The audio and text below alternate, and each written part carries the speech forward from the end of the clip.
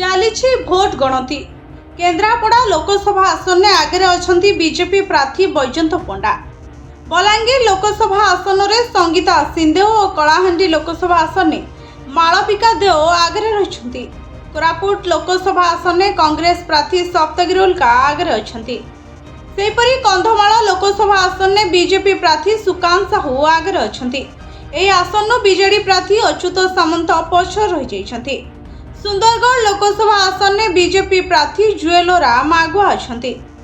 ଟିଟଲାଗଡ଼ ବିଧାନସଭା ଆସନରେ ବିଜେପି ପ୍ରାର୍ଥୀ ନବୀନ ଜେନା ଆଗୁଆ ଥିବା ବେଳେ ବିଜେଡି ପ୍ରାର୍ଥୀ ଟୁକୁନି ସାହୁ ପଛରେ ପଡ଼ିଯାଇଛନ୍ତି।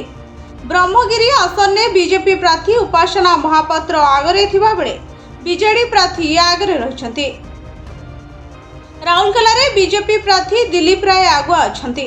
ବିଜେଡି ପ୍ରାର୍ଥୀ ଶାରଦା ନାୟକ ପଛରେ ପଡ଼ିଯାଇଛନ୍ତି। ପିପିଲିରେ ବିଜେପି ପ୍ରାର୍ଥୀ ଆଶ୍ରିତ ପଟ୍ଟନାୟକ ଆଗୁଆ ଥିବା ବେଳେ ବିଜେଡି ପ୍ରାର୍ଥୀ ରୁଦ୍ର ମହାରଥୀ ପଛରେ ପଡ଼ିଯାଇଛନ୍ତି। ବ୍ୟୁରୋ ରିପୋର୍ଟ ଭଞ୍ଜୌତ ନ୍ୟୁଜ।